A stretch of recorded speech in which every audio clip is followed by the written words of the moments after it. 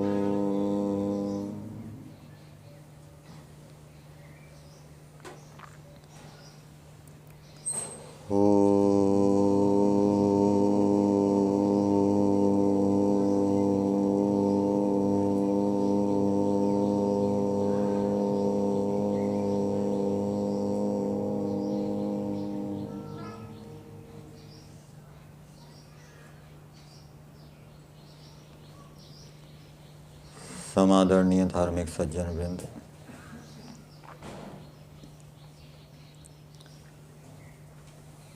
जो साधक आंतरिक न्यूनताओं को, दोषों को, जो वासनाओं के रूप में विद्यमान रहती है, आसक्तियों के रूप में विद्यमान रहती है, क्लेशों के रूप में विद्यमान रहती है, इनको दूर करना चाहता है तो उसको पहले शरीर और वाणी से जो अधर्म आचरण, असत्य आचरण हो रहे हैं उनको रोकना पड़ेगा। जब तक शरीर और वाणी से दोष हो रहा है, असत्य आचरण हो रहा है, अन्याय आचरण हो रहा है, तब तक अंतःकरण के अंदर वो योग्यता उत्पन्न नहीं होगी, वो सामर्थ्य उत्पन्न नहीं होगा कि वो सूक्ष्म दोषों को दूर कर सके। बाहर शरीर और वाणी के दोष दूर नहीं किए जा रहे और अंदर से जो संसार के प्रति आसक्ति है उसको दूर करने का प्रयास किया जा रहा है, वैराग्य को उत्पन्न करने का प्रयास किया जा रहा है, तो वो प्रयास निष्फल रहेगा, क्योंकि अभी अंतःकरण का वो सामर्थ्य उत्पन्न नहीं हुआ। इसलिए योग दर्शन के अंदर एक समाधिपाद है और दूसरा साधनपाद है। समाधिपाद समाहित चित्त वालों के लिए है, जिनका चित्त एकाग्र हो गया है। अब वो वैराग्य को उत्पन्न करने के लिए, क्लेशों को दूर करने के लिए प्रयास करेंगे तो उनको सफलता मिलेगी। अभी उनका चित्त इस योग्य हो गया है। लेकिन जो अभी व्युत्थित चित्त वाले हैं, जो शरीर से दोष करते हैं, वाणी से दोष करते हैं, अव्यवहारिकता करते हैं, असत्य आचरण करते हैं, वो यदि वैराग्य को उत्पन्न करने का प्रयास करेंगे या आंतरिक जो आसक्तियां हैं, आकर्षण हैं, उनको दूर करने का प्रयास करेंगे तो उनको सफलता नहीं मिलेगी। इसलिए क्रम यही है कि पहले शरीर और वाणी के दोषों को दूर किया जाए। उदाहरण के लिए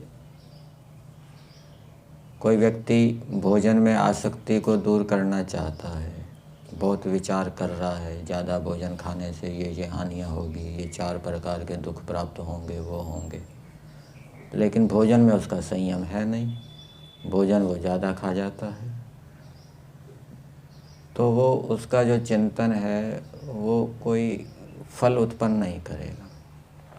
लेकिन जो दूसरा व्यक्ति है वो भोजन में आसक्ति को दूर करना चाहता है, साथ में वो व्यवहार के अंदर भी भोजन में बड़ी सावधानी रखता है। कोई विशेष भोजन आ जाता है वहाँ पर भी संयम रखता है, ज़्यादा नहीं खाता।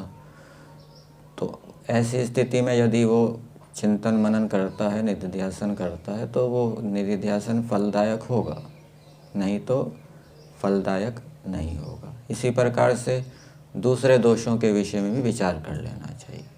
एक और उदाहरण क्रोध के विषय में।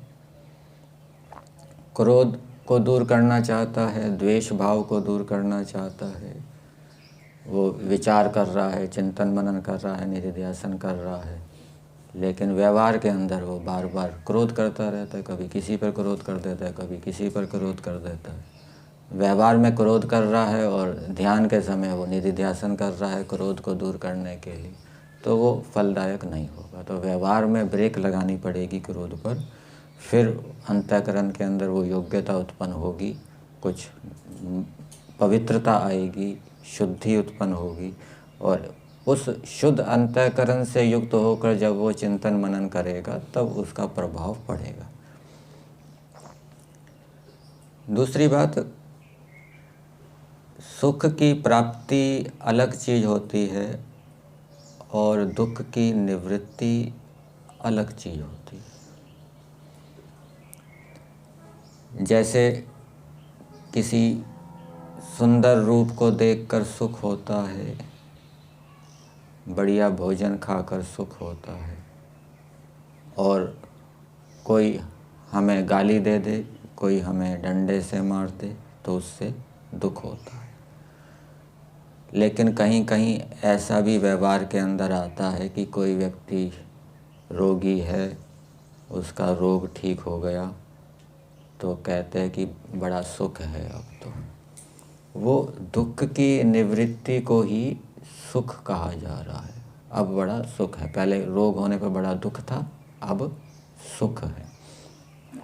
और यही बात योग दर्शन के अंदर बताई गई है, जहाँ संतोष का फल बताया है। कौन सा श्लोक है उसमें? संतोषाद अनुत्तमः सुख लाभः। इसमें कौन सा श्लोक दिया है व्यास भाष्य के अंदर? यच्च काम सुखम लोके यच्च दिव्यम महत् सुखम तृष्णा क्षय सुखस्य एते नारअतः षोडशीम कला।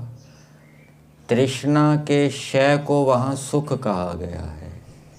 तृष्णा दुख है, तृष्णा के क्षय को सुख कहा गया है।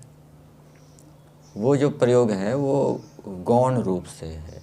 रोग के दूर होने पर जो सुख होता है वो सीधा सुख होने के समान होता है, इस कारण से उसको सुख कह दिया जाता है। तो इस प्रकार का भी प्रयोग देखा जाता है। गौण रूप से दुख की निवृत्ति को भी सुख कह दिया जाता है। और इसका मतलब ये नहीं है कि मोक्ष के अंदर, जैसे सांख्य दर्शन के अंदर सूत्र आता है, अथ त्रिविध दुख अत्यंत निवृत्ति अत्यंत पुरुषार्था। मोक्ष में केवल दुखों की निवृत्ति होगी और दुखों की निवृत्ति से ही सुख होगा, जैसे कि संतोष में सुख हो रहा है, ऐसा नहीं है। वहाँ पर मोक्ष के अंदर दुखों की निवृत्ति भी होगी और दूसरा सुख की प्राप्ति भी होगी। कौन से सुख की प्राप्ति होगी? ईश्वर के आनंद की प्राप्ति होगी। यहीं तक रख।